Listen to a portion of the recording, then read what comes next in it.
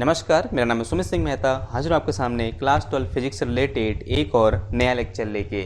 आज का हमारा है लेक्चर नंबर 41 और आज के इस लेक्चर का हमारा टॉपिक क्या रहने वाला है। हमारा टॉपिक है relation between electric current and drift velocity. जैसा कि हम सब लोग जानते हैं, अभी तक हमने क्या डिस्कस किया।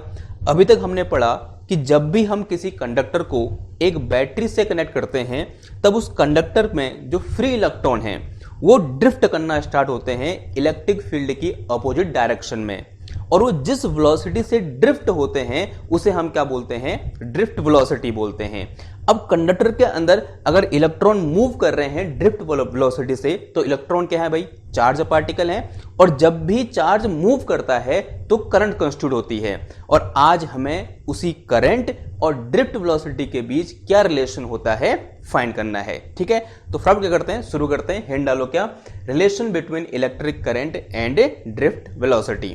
अज्यूम कर लो कि मेरे पास यहां पर क्या है, इस तरह से एक कंडक्टर है और इस तरह से ये कंडक्टर मैंने बनाया हुआ है। लेट अस से इस कंडक्टर की जो लेंथ है यहां से यहां तक वो कितनी है, L है। L जो है वो क्या है, लेंथ ऑफ कंडक्टर है। और अज्यूम कर लो A क्या है, एरिया ऑफ क्रॉस सेक्शन है। ध्यान देना, A जो है वो क्या है, area of cross section.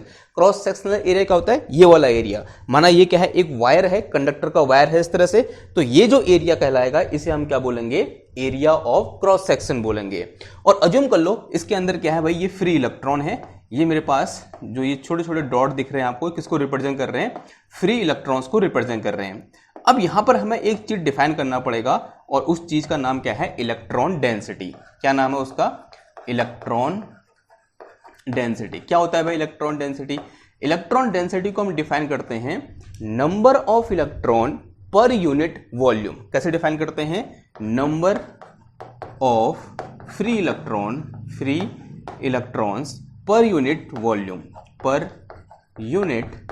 Volume. इस कंडक्टर के पर यूनिट वॉल्यूम में जितने नंबर ऑफ फ्री इलेक्ट्रॉन होंगे उसी को मैं क्या बोल दूंगा, इलेक्ट्रॉन डेंसिटी बोल दूंगा। And it is symbolically represented by small n। यानी इस कंडक्टर के अंदर जो स्मॉल n है वो क्या है, number of electron per unit volume है, या बोल सकते हैं इलेक्ट्रॉन डेंसिटी है। लेंथ L है और area of cross section A है। अब मुझे क्या करना है, इस कंडक्टर को एक बैटरी से कनेक्ट करना है। लेट अस से इस बैटरी के टर्मिनल के बीच जो पोटेंशियल डिफरेंस है उसको मैंने कितना बोल दिया भाई, V बोल दिया। तो मैंने यहां पर एक V वोल्ट की बैटरी लगा दी। V वोल्ट की बैटरी लगाते ही ये जो टर्मिनल है कैसा हो जाएगा, पॉजिटिव, ये कैसा हो जाएगा, नेगेटिव। यानी इसके अंदर एक इलेक्ट्रिक फील्ड आ जाएगा, किस डायरेक्शन में, इस डायरेक्शन में। और हमने अभी तक पढ़ा है जैसे यहां पर इलेक्ट्रिक फील्ड आएगा ये सारे इलेक्ट्रॉन क्या करेंगे, इलेक्ट्रिक फील्ड की अपोजिट डायरेक्शन में ड्रिफ्ट करेंगे। और जिस वेलोसिटी से ड्रिफ्ट करेंगे उस वेलोसिटी को हम क्या बोल देंगे, ड्रिफ्ट वेलोसिटी बोल देंगे। क्या बोलेंगे उसको हम, ड्रिफ्ट वेलोसिटी। ये सारे इलेक्ट्रॉन क्या कर रहे हैं, यहां पर VD ड्रिफ्ट वेलोसिटी से क्या कर रहे हैं, इधर की ओर मूव कर रहे हैं। हाँ ऑब्वियसली बात है, एक और चीज जो मैंने यहां पर नहीं बनाई है दैट इज आयन। इसके अंदर क्या होंगे, हैवी पॉजिटिव आयंस भी होंगे, जिनको मैं भी इग्नोर करते हुए चल रहा हूं क्योंकि मैं उनकी वजह से जो ड्रिफ्ट हो रहा है उसको मैं यहां पर कंसीडर करके चला हूं। ठीक, ओके।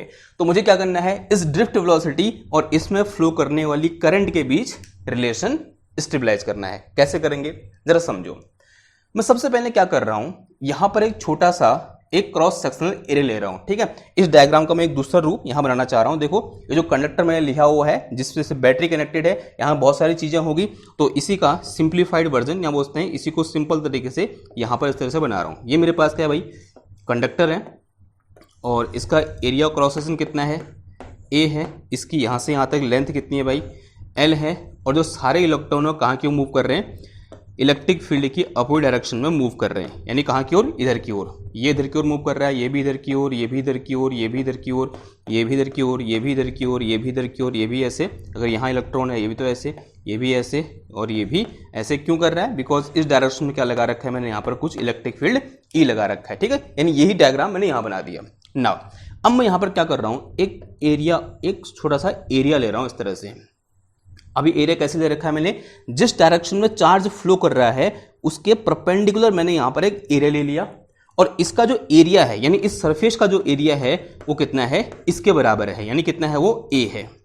एक सरफेस मैंने ले लिया ऐसे करके, और जो सरफेस है वो कैसे है, जिस डायरेक्शन में चार्ज फ्लो कर रहा है उसके कैसे है, ठीक परपेंडिकुलर है, और साथ ही साथ इस सरफेस का एरिया उतना ही है जितना इसका एरिया ऑफ क्रॉस सेक्शन है। क्लियर बात।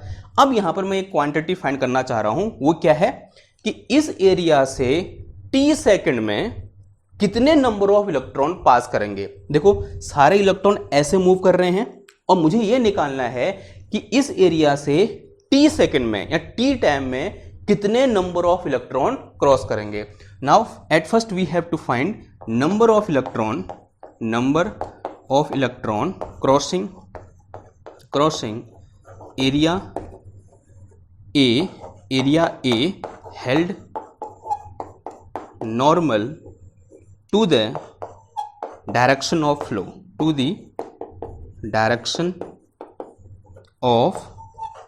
flow, ठीक है, जो कि फ्लो की डायरेक्शन के नॉर्मल रखा हुआ है। अब कैसे निकालेंगे, यही बहुत इंपॉर्टेंट चीज है। देखो जरा समझो, मान लिया जिस टाइम पर मैंने अपनी घड़ी देखना स्टार्ट करी, यानी यहां पर मान लिया टाइम t इक्वल टू कितना है, 0 है। At this point time t equal to कितना है भाई, 0 है। और कुछ इलेक्ट्रॉन ऑब्वियस सी बात है कहां पर होंगे, इस सरफेस पर ही होंगे नहीं होंगे बताओ, जस्ट सरफेस से ठीक पहले होंगे, या बोलते हैं सरफेस पर ही होंगे कुछ इलेक्ट्रॉन। ऐसा होगा नहीं होगा, एक ऐसी सिचुएशन है जहां पर टाइम t इक्वल टू 0 है और सारे इलेक्ट्रॉन ऐसे मूव कर रहे थे, और टाइम t इक्वल टू 0 पर कुछ इलेक्ट्रॉन कहां होंगे, इस सरफेस पर ही होंगे। अब जैसे ही टाइम आगे बढ़ेगा इसका आगे के इलेक्ट्रॉन आगे बढ़ेंगे, और जो सरफेस के इलेक्ट्रॉन है वो क्या कर जाएंगे, इसको क्रॉस कर जाएंगे। अब जैसे सरफेस के इलेक्ट्रॉन क्रॉस करेंगे, उन इलेक्ट्रॉन के पीछे भी तो कुछ इलेक्ट्रॉन होंगे, अब वो कहां पहुंच जाएंगे, सरफेस पर पहुंच जाएंगे। अब जैसे जैसे ये सरफेस वाले इलेक्ट्रॉन आगे बढ़ेंगे, इसके पीछे के इलेक्ट्रॉन क्या कर जाएंगे, इसको क्रॉस करते जाएंगे। ठीक है, ये बात समझ में आ रही है आपको। मान लिया यहां से मैंने एक इलेक्ट्रॉन उठा लिया, ये कौन सा इलेक्ट्रॉन है, at time t equal to 0 वाला इलेक्ट्रॉन है। अब ये इलेक्ट्रॉन आगे बढ़ा, और साथ ही साथ पीछे जो इलेक्ट्रॉन है वो भी क्या कर देंगे, इस सरफेस को पार करते गए। अब जो इलेक्ट्रॉन इस सरफेस को पार कर रहे हो कहां आएंगे, ऑब्वियस सी बात है इस रीजन में आएंगे। और ये वो इलेक्ट्रॉन है जो कौन सा वाला है, मतलब जो टाइम t इक्वल टू 0 पर इसको जस्ट क्रॉस किया उसने, टाइम आगे बढ़ते ही क्रॉस किया, माना time t equal to t हो गया। इस पॉइंट पर जैसे ही इलेक्ट्रॉन यहां से यहां पहुंचा, टाइम कितना हो गया, t इक्वल टू t हो गया। नहीं, जिस टाइम की मैं बात कर रहा हूं उतना टाइम कहां पर हुआ, जब ये इलेक्ट्रॉन कहां पहुंच गया, इधर पहुंच गया। अब आपको ये निकालना है कि इतने टाइम में, जितने टाइम में ये electron time t equal to 0 वाला कहां पहुंचा, इधर पहुंचा, इसको कितने इलेक्ट्रॉन क्या करे, पास करे, ये मुझे निकालना है। कैसे निकालूंगा जरा समझो। अगर ये इलेक्ट्रॉन यहां पहुंचा है, मैं यहां पर अगेन इस सरफेस का एक डुप्लीकेट सरफेस यहां पर ड्रॉ कर दे रहा हूं, यूं करके कर दिया मैंने। नाउ देखो, माना ये वो इलेक्ट्रॉन है, आगे बढ़ा यहां पहुंचा, इसके पीछे वाला जो इलेक्ट्रॉन है, यानी इससे यहां आगे बढ़ने के बाद कितने इलेक्ट्रॉन इसको क्रॉस किए होंगे, वो सब कहां इकट्ठा हुएंगे, इन दोनों के बीच में इकट्ठा हो गए होंगे। ये बात समझ में आ रही है आपको। यानी टाइम t इक्वल टू 0 पर जो इलेक्ट्रॉन यहां पर था, time t equal to t पर वो इलेक्ट्रॉन यहां है, और इस इलेक्ट्रॉन के यहां से यहां पहुंचने तक, यानी इस टाइम इंटरवल के बीच में इस सरफेस को जितने इलेक्ट्रॉन पार किए होंगे, वो सारे इलेक्ट्रॉन कहां होंगे भाई, इस रीजन में होंगे नहीं होंगे। यानी लेट अस से this point is a, this point is small a and this point is small b। यानी जितने इलेक्ट्रॉन इस टाइम इंटरवल में इस एरिया को क्रॉस किए होंगे, वो सब के सब कहां होंगे, इस पॉइंट A और पॉइंट B के बीच में जो वॉल्यूम है उसके बीच में होंगे। ये बात समझ में आ रही है आपको। ठीक है, ये बात समझ में आ रही है तो अब कोई दिक्कत नहीं है। देखो अब मैं अगर ये वॉल्यूम निकाल दूं तो वॉल्यूम कितना हो जाएगा बताओ। ये सारे इलेक्ट्रॉन vd वेलोसिटी तरह की ओर मूव कर रहे हैं, तो ये लेंथ यहां से यहां तक कितनी हो जाएगी, this will be equal to time t है, तो डिस्टेंस इक्वल टू क्या होता है, वेलोसिटी इंटू टाइम होता है। तो यहां से आता लेंथ कितनी होगी, vd इंटू टी होगी। इसका एरिया ऑफ क्रॉस सेक्शन कितना है, a है। तो वॉल्यूम कितना आ गया बताओ, volume will be equal to कितना आ जाएगा, a into V D into कितना आ गया, t आ गया। ये बात समझ में आ रही है। यानी ये जो वॉल्यूम है यहां से आता है वो कितना है, a into V D into T है। और मैंने ये बोला है पर यूनिट वॉल्यूम में जितने नंबर ऑफ इलेक्ट्रॉन होंगे वो कितना है मेरे पास, स्मॉल n है। यानी पर यूनिट वॉल्यूम में इतने इलेक्ट्रॉन है, और ये वॉल्यूम है भाई a into V D into T. तो बताओ भाई, number of electron crossing this area held normal to the direction of flow in time T भी लिखना है यहाँ पर। ठीक है, फ्लो इन टाइम टी कितना हो जाएगा बताओ, this will be equal to, obviously बात है, volume multiply by number of electron per unit volume, यानी कितना आ जाएगा, volume multiply by small N, और वॉल्यूम की वैल्यू कितनी है, पहले स्मॉल एन लिख दें यहाँ पर, और वॉल्यूम की वैल्यू कितनी है, ए वी डी इंटू टी के बराबर है। तो this is number of electron, इसको क्या बोल दिया मैंने, कैपिटल एन बोल दिया, इसको ऐसे ब्रैकेट के अंदर रख दो। ये बात समझ में आई नहीं आई आपको, ठीक। इसी को मैं आपको ऐसे भी समझा सकता हूँ, कैसे, देखो मान लिया इस तरह से मेरे पास क्या है, ये पाइप है, ठीक, और इस पाइप के अंदर पानी फ्लो कर रहा है यूँ करके। अब ऑब्वियसली बात है, पानी के अंदर क्या होंगे, वाटर के मॉलिक्यूल होंगे, और अज्यूम कर ले रहा हूं मैं कि इसमें जो n है, जो n है वो क्या है, नंबर ऑफ मॉलिक्यूल पर यूनिट वॉल्यूम है, क्या है, नंबर ऑफ मॉलिक्यूल पर यूनिट वॉल्यूम है।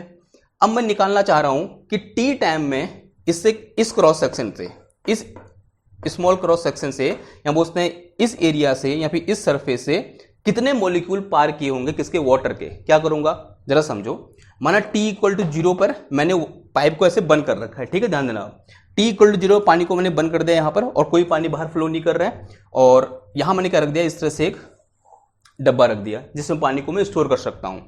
फिर मैंने क्या किया, जैसे घड़ी को स्टार्ट किया और यहाँ से हाथ को छोड़ दिया, ठीक है, और कब तक छोड़े रखूंगा हाथ को, जब तक टाइम t इक्वल टू कितना ना हो जाए, t ना हो जाए। जैसे time t equal to t हुआ, मैं इसको क्या कर दूंगा, क्लोज कर दूंगा, ठीक। अब हाथ छोड़ते क्या होगा, पानी कहाँ गिरेगा भाई, इसमें गिरेगा, गिरा पानी, और कब तक गिराऊंगा पानी को मैं, जब तक टाइम t इक्वल टू कितना हो जाए, t ना हो जाए। और अज्यूम कर लो यहाँ पर टाइम t इक्वल टू कितना हो गया, t हो गया, मैंने इसको बंद कर दिया। अब मान लिया इतना, इसमें कितना पानी भर गया, इतना पानी भर गया, ठीक। अब ये जो भरा हुआ पानी है, इसका वॉल्यूम मुझे पता है, बिकॉज पानी है ना, मैं नाप सकता हूँ इसका वॉल्यूम, ठीक है, इसमें माना ऐसे स्केल बना हुआ है तो उसका वॉल्यूम मैं नाप लूंगा। अब मैंने इसका वॉल्यूम नाप लिया, ठीक, और पूछा क्या गया है कि कितने मॉलिक्यूल इससे पार करेंगे, और नंबर ऑफ मॉलिक्यूल पर यूनिट वॉल्यूम मुझे दे रखा है स्मॉल एन, तो यहाँ पर नंबर ऑफ मॉलिक्यूल कितना आ जाएगा, नंबर ऑफ मॉलिक्यूल क्रॉसिंग कितना आ जाएगा, volume multiply by this small N, ठीक, आएगा नहीं आएगा। तो सेम चीज यहाँ भी है, ठीक है। तो ये मेरे पास वॉल्यूम कितना हो गया इसका, A V D into T हो गया, और जो इलेक्ट्रॉन डेंसिटी है, number of electron per unit volume कितना है, स्मॉल एन है, तो कितना आ जाएगा, वॉल्यूम इंटू स्मॉल एन, यानी नंबर ऑफ इलेक्ट्रॉन कितना आ गया, n A V D into T आ गया। सिंपल सी बात है। नाउ अब क्या निकालना है हमको, अब निकालना है amount of charge. Next point में क्या निकालना है, अगर ये आ गया तो आगे वाली चीजें बहुत ईजी है। नेक्स्ट केस में क्या निकालना है, amount of charge, amount of charge crossing this area, this area का मतलब इस एरिया की बात है, जो एरिया मैंने यहां लिखा है, this area in time T, in time T, बताओ कितना हो जाएगा।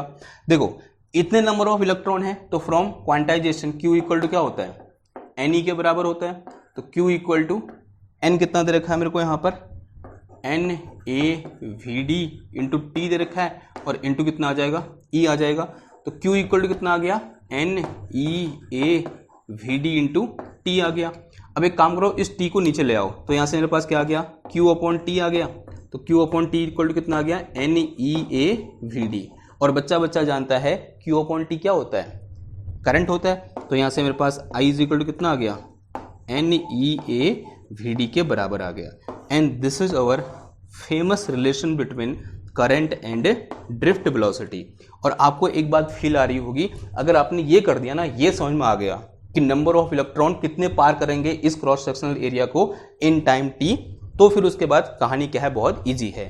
तो जो हमारे लिए चुनौती है वो कहाँ पर है, इधर पर है, और वो मैंने आपको दो एग्जाम्पल देकर यहाँ पर समझा दिया, एक खुद इसका और एक वो पाइप वाला। क्लियर है बात। तो this is relation between drift velocity and current ना। कभी कभी इसी में पूछ लेता है कि भाई व्हाट इज रिलेशन बिटवीन जे, यानी जे क्या होता है, current density and drift velocity.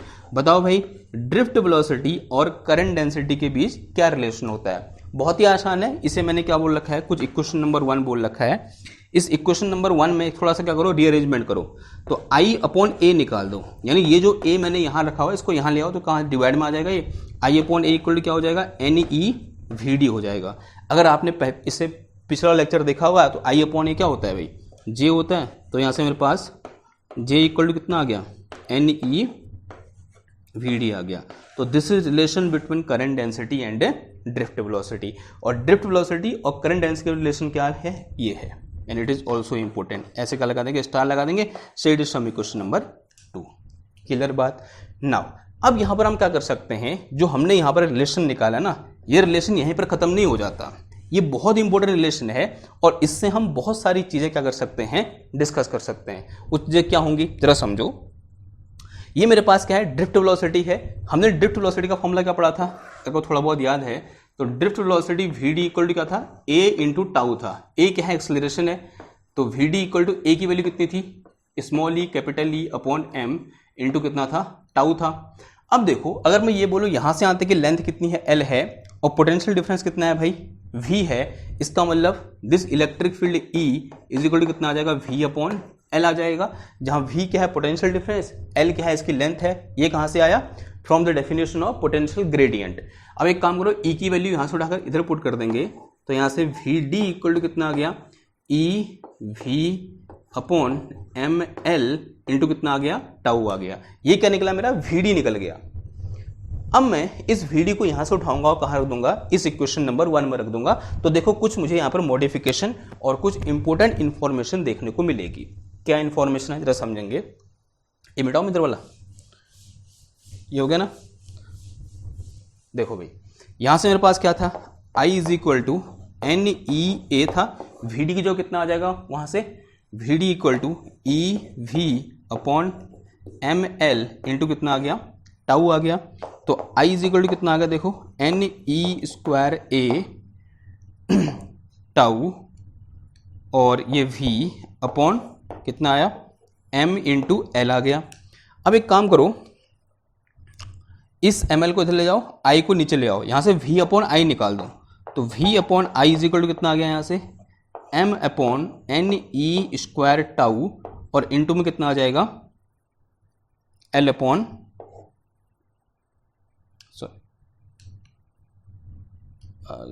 कितना आ जाएगा, देखो इसको मैंने यहां भेजा, और l कहाँ आएगा, फिर ऊपर आएगा, और नीचे कितना आ जाएगा हमारा a आ जाएगा। ऐसे लिखता हूँ मैं इसको, देखो v upon I is equal to this thing.